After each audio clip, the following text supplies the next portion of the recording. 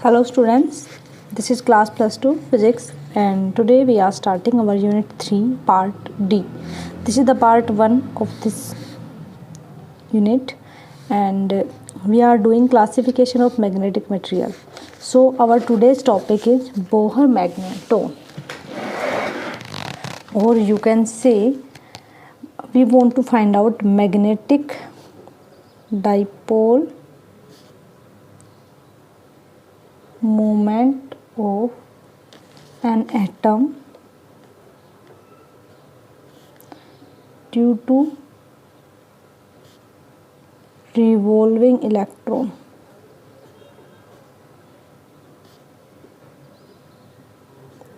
Okay या तो आप इसको बोर मैग्नेटोन को, या फिर आप क्या कह सकते हो कि हमें क्या फाइंड आउट करना है, मैग्नेटिक मोमेंट फाइंड आउट करना है of an atom due to revolving electron. So students, we know that बेटा in every atom electron revolves around a nucleus. हमें बहुत अच्छे से पता है कि कोई भी अगर एटम है, यहाँ पे क्या होता है बेटा, उसका न्यूक्लियस होता है और उसके बाहर क्या रिवॉल्व करते हैं, इलेक्ट्रॉन्स रिवॉल्व करते हैं. क्लियर.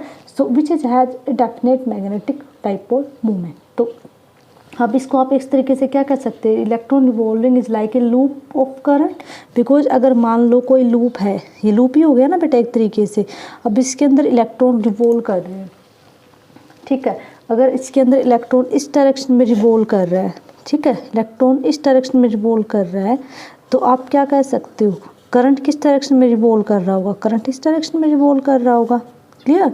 हम एक एटम ले रहे हैं जिसमें इलेक्ट्रॉन रिवॉल्व कर रहा है, तो अंडरस्टूड सी बात है, अगर इस डायरेक्शन में यानी कि एंटी क्लॉकवाइज अगर इलेक्ट्रॉन मूव कर रहा है तो क्लॉकवाइज कौन मूव करेगा, करंट मूव करेगा. ओके बेटा, ठीक है. तो हमने कंसिडर कर लिया कि इसमें आई करंट मूव कर रहा है. ओके. सी क्या कह रहा है कि जब इलेक्ट्रॉन रिवॉल्व एंटी क्लॉकवाइज तो करंट कैसे मूव करेगा बेटा, क्लॉकवाइज. तो upper face of the electron loop act as south pole. ठीक है. जो हमारा इलेक्ट्रॉन लूप है इसका जो अपर फेस है, क्योंकि एंटी क्लॉकवाइज होगा ना बेटा, तो ये साउथ पोल की तरह बिहेव करेगा और लोअर फेस नॉर्थ पोल की तरह बिहेव करेगा. इस तरीके से हम क्या कह सकते हैं, ये हमारा एक मैग्नेटिक डाइपोल है. बिकॉज मैग्नेटिक डाइपोल में भी तो यही होता है, एक साउथ पोल होता है, एक नॉर्थ पोल होता है, और उन दोनों के बीच में एक डिस्टेंस होता है. तो देखो ये साउथ पोल है, ये नॉर्थ पोल है, और इनके बीच में क्या है बेटा, एक डिस्टेंस है. ठीक है. ओके. सो अब इसको हम करते हैं बेटा. अब सपोज हम मान लेते हैं कि जो charge on an electron revolving in orbit radius r, जिसके अंदर ये मूव कर रहा है, ठीक है, उसकी हमने रेडियस ले ली बेटा आर. अब इसको हम अच्छे से सेपरेट बना लेते हैं. ठीक है. तो हम इसको ऐसे कंसिडर कर लेते हैं. Suppose this is our atom in which this is nucleus and this is the radius r. Electron are moving like that and current is moving like that. ठीक है. Electron is moving like that. Electron is moving like anti-clockwise and current is moving like clockwise. Clear students? Now we have to solve it. Okay. And we are saying that the charge electron is what here beta, electron.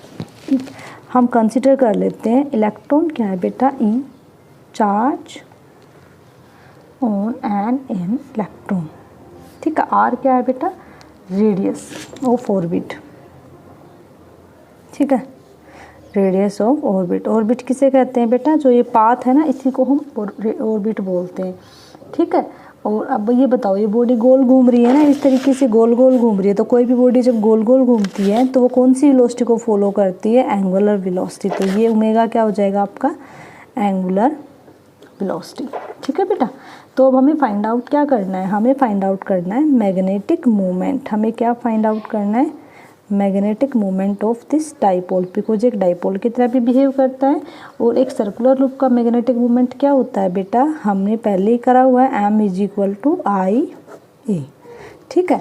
अब ये circle में घूम रहा है तो circle का area क्या होता है, m is equal to I into pi are square. तो अब हमें क्या करना है, अब हमें आई की वैल्यू फाइंड आउट करनी है. क्लियर. अब we know that because I क्या होता है, q by t, charge upon time. यहाँ पे क्यू कौन है, ई, तो ई बाय टी. ठीक है. और टी यहाँ पे क्या है बेटा, टी यहाँ पे है, जो अपना ये टी है इसको कैपिटल ले लेते हैं हम, because completely is the time period of revolution, because ये एक पूरा चक्कर लगाएगा तो टाइम तो लेगा ना बेटा, of revolution, time period of revolution of electron. ठीक है, जब इलेक्ट्रॉन एक चक्कर काटेगा तो उसने जो टोटल टाइम लिया, अब बेटा टाइम क्या होता है, वेलोसिटी क्या होती है, डिस्टेंस बाय टाइम, तो टाइम क्या हो जाएगा, डिस्टेंस बाय वेलोसिटी। अब यहाँ पे लीनियर वेलोसिटी नहीं है, यहाँ पे एंगुलर वेलोसिटी की बात हो रही है। तो यहाँ पे टोटल सर्कल में घूमा है ना बेटा, वो देखो सर्कल में घूम रहा है ना, तो सर्कल में कितना टोटल डिस्टेंस कवर कर लिया उसने, 2 पाई आर। टोटल डिस्टेंस कितना हो जाएगा, 2 पाई आर। ठीक है, वेलोसिटी कौन सी फॉलो कर रहा है, ओमेगा, एंगुलर वेलोसिटी। क्लियर, तो हमने यहाँ पे टोटल डिस्टेंस कितना ले लिया बेटा उसका, 2 पाई आर। ओके, अब यहाँ पे वेलोसिटी कितनी, वी को अगर हम ओमेगा के फॉर्म में लिखेंगे तो आर ओमेगा होता है। ठीक है, वी को हम ओमेगा के फॉर्म में लिखेंगे तो आर ओमेगा, तो आर से आर कैंसिल आउट हो जाएगा। सो इस तरीके से हम क्या कर सकते हैं, टी हमारे पास आ जाएगा 2 पाई अपॉन ओमेगा। तो हम क्या करेंगे, इसको यहाँ पर पुट कर देंगे बेटा, तो I is equal to E upon 2 pi by omega. तो ये क्या हो जाएगा बेटा, ओमेगा ई अपॉन 2 पाई। ठीक है, सो हमारी स्टैंडर्ड इक्वेशन क्या थी, दिस इज अवर इक्वेशन 1। तो पुट इट इन इक्वेशन 1, हम इस वैल्यू को इक्वेशन 1 में पुट कर देंगे। तो हमारा m क्या हो जाएगा, जो कि क्या है, हमारा डाइपोल मोमेंट है, या you can say magnetic moment है। तो ये हमारा हो जाएगा ओमेगा ई अपॉन में 2 पाई इंटू में पाई आर स्क्वायर। ठीक है बेटा, पाई से पाई कैंसिल आउट हो जाएगा, तो ये क्या बचेगा आपका, half E omega are square. Clear, so ये हमारे पास क्या आ गया बेटा, हमारे पास ये आ गया magnetic moment, half E omega are square. ये क्या आ गया बेटा, मैग्नेटिक मोमेंट। ओके, अब we know that according to Bohr theory, Bohr theory क्या कहती है, इवन हमें हमारे पास आ चुका है according to Bohr theory, Niels Bohr तो हमारा साइंटिस्ट था बेटा। ठीक है, वो क्या कहता है, वो ये कहता है कि electron atom can revolve in certain orbit. ये कहता है कि इलेक्ट्रॉन है ना, और मूव करता है एक सर्टेन ऑर्बिट में, मीन्स एक सर्टेन पाथ में मूव करता है, जो उसने बताए थे अपने KLMN। ठीक है, जिसमें उसका क्या होता है, एंगुलर मोमेंटम होता है इलेक्ट्रॉन का। क्लियर, इसमें क्या होता है, जब वो मूव करेगा तो उसका क्या होगा, खुद का एक एंगुलर मोमेंटम होगा, क्योंकि वो एंगल्स में घूम रहा है ना, गोल गोल घूम रहा है, एंगुलर मोमेंटम होगा उसका खुद का। और वो क्या हो जाएगा बेटा, एंगुलर मोमेंटम क्या होगा इसका, mv/r। ठीक है, और जो एंगुलर मोमेंटम होगा वो क्या होगा, इंटीग्रल मल्टीपल होगा किसका, h/2 पाई। यानी कि we can say that is we can say mv/r is equal to h/2 पाई। ये कौन कहता है हमें, नील बोहर कहता है ये कंसेप्ट। ठीक है, और अगर n नंबर ऑफ इलेक्ट्रॉन होता हो तो m लगा दें, n यहाँ पे क्या हो जाएगा, n में भी 1 2 3। ठीक है, नंबर ऑफ ऑर्बिट्स, n यहाँ किसको रिप्रेजेंट कर रहा है, नंबर ऑफ ऑर्बिट्स को रिप्रेजेंट कर रहा है बेटा। n किसको रिप्रेजेंट कर रहा है बेटा, नंबर ऑफ ऑर्बिट्स। ठीक है, mv/r क्या है बेटा, यहाँ पे एंगुलर मोमेंटम है। ठीक है, h अपना यहाँ पे क्या है, प्लंक्स कांस्टेंट है, प्लंक्स कांस्टेंट है। ठीक है, और n क्या है बेटा, नंबर ऑफ ऑर्बिट, n क्या है यहाँ पे, नंबर ऑफ ऑर्बिट। ओके बेटा, ठीक है। सो अब यहाँ से देखो बेटा, अब यहाँ पे क्या कह रहा है कि मैं क्या करूँ, मुझे पता है कि जब मेरी बॉडी मूव करती है तो वो लीनियर वेलोसिटी से तो मूव नहीं करेगी, किससे मूव करेगी, एंगुलर वेलोसिटी से। तो मैं क्या करूँगी, put v is equal to r omega in this equation. इसमें हम v is equal to r omega put कर देंगे बेटा, तो क्या बन जाएगी, m r omega r NH/2 pi. ठीक है बेटा, ये हो जाएगा। अब हम क्या करेंगे, यहाँ से जब इसको सोल्व आउट करेंगे बेटा तो क्या आ जाएगा आपके पास, तो आपके पास आ जाएगा, जब इसको हम सोल्व करेंगे तो हमारे पास आएगा m r square omega is equal to NH/2 pi. ठीक है बेटा, ये आ गया। अब हम इसको और सोल्व करते हैं। अब ये जो हमारा है, इसको मैं अगर ये कहूँ कि this is omega are square, अगर मैं इसको ओमेगा आर स्क्वायर कंसिडर करूँ तो m नीचे आ जाएगा, तो क्या हो जाएगा NH अपॉन 2 पाए, एक मिनट रुको बेटा, ये आर कहाँ से आ गए, तो था ही नहीं, 2 पाए m। ठीक है, ओके। तो हमारे पास ये आ गया। पहले हमारे पास ऐसी एक इक्वेशन थी, अगर आप ध्यान से यहाँ पे नोटिस करो तो हमारे पास this is suppose this is equation number 2। तो यहाँ पे हमें इसकी वैल्यू निकालनी है, इसकी ओमेगा आर स्क्वायर की। ठीक है, तो हम क्या करें, हमारे पास ओमेगा आर स्क्वायर की वैल्यू आ चुकी है, ये आ गई, तो put this value in equation 2। इस वैल्यू को हम इक्वेशन 2 में पुट करेंगे, तब हमारा मैग्नेटिक मोमेंट कितना हो जाएगा, हाफ ई इन 2 में NH अपॉन 2 पाए m। ठीक है बेटा, ये हो जाएगा। इसको जब हम यहाँ पे पुट करेंगे तो ये क्या हो जाएगा बेटा, NEH अपॉन 4 पाए m। ठीक है बेटा, अब जो ये हमारी टर्म है ना, ये हमारे जो यहाँ पे टर्म है, इसी को हम क्या कहते हैं, म्यू बी, यानी कि यही हमारा क्या है, यही है हमारा बोहर मैग्नेटोन। इसी को हम क्या कहते हैं बेटा, बोहर मैग्नेटोन। इसको ही हम क्या कहते हैं, बोहर, इसको ही हम क्या कहते हैं बेटा, बोर मैग्नेटोन, MAGETON। इसी को हम क्या कहते हैं बेटा, बोर मैग्नेटोन कहते हैं। ठीक है, ये it is clear that the magnetic moment of an atom is quantized and having value. तो इसकी वैल्यू ये हो सकती है बेटा। ठीक है, तो यहाँ से हम बोर मैग्नेटोन की वैल्यू हमें अगर हम लिखेंगे तो क्या हो जाएगा, mu B is equal to, अगर एन के लिए लिख रहे हैं तो NEH अपॉन 4 पाई m। तो ये म्यू बी बेटा, एन की वैल्यू हम यहाँ पे पुट कर देंगे 1 2 3। ठीक है, तो 1 2 मतलब बोर मैग्नेटोन एक स्केलर क्वांटिटीज में आ जाएगा। क्लियर। सो ये क्या होती है, इसको हमें unit of atomic magnetic dipole moment भी बोलते हैं। ठीक है, हम इसको क्या बोलते हैं, it is also called unit of atomic magnetic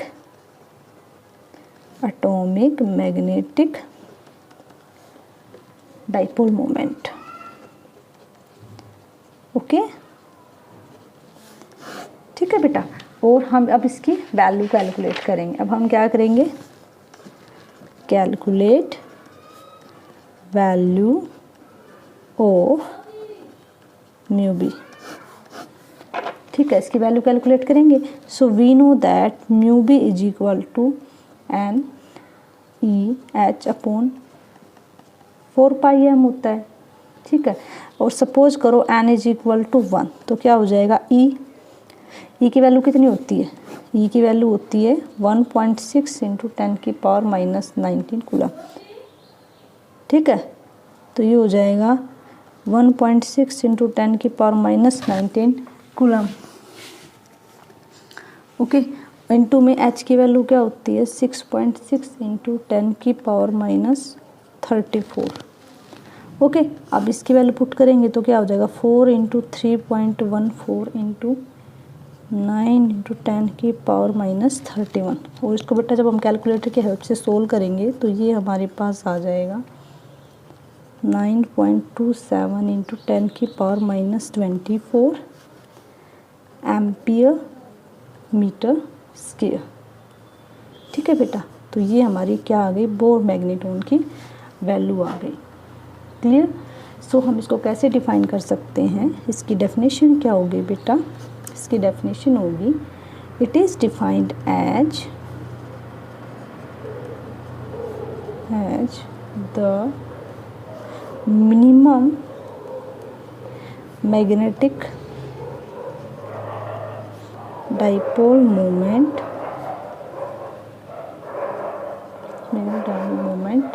associate with an atom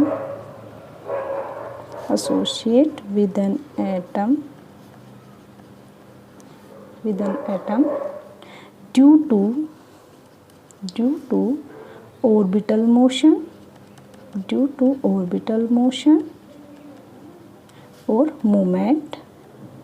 This is your choice that you want to use. Associate with an atom associate with an atom due to, okay, this is the minimum magnetic dipole moment with an atom, okay, due to orbital motion of, sorry I repeat this line again beta, atom due to orbital motion of electron in first orbit of atom, first orbit of atom. Okay students, now is it clear to you or not? देखो बेटा, bore magneton क्या कहता है? Bore magneton कहता है कि ये एक मिनिमम मैग्नेटिक डाइपोल मोमेंट है जो एक एटम के साथ अटैच होता है, और वो कब अटैच होता है बेटा? तब अटैच होता है जब उसमें फर्स्ट ऑर्बिट में इलेक्ट्रॉन मूव करेगा। ओके, अब इसका हम एक न्यूमेरिकल कर लेते हैं बेटा, काफ़ी इंपॉर्टेंट टॉपिक है और अच्छा टॉपिक है। Question number 1, so what the question is saying, in an hydrogen atom electron move in an orbit,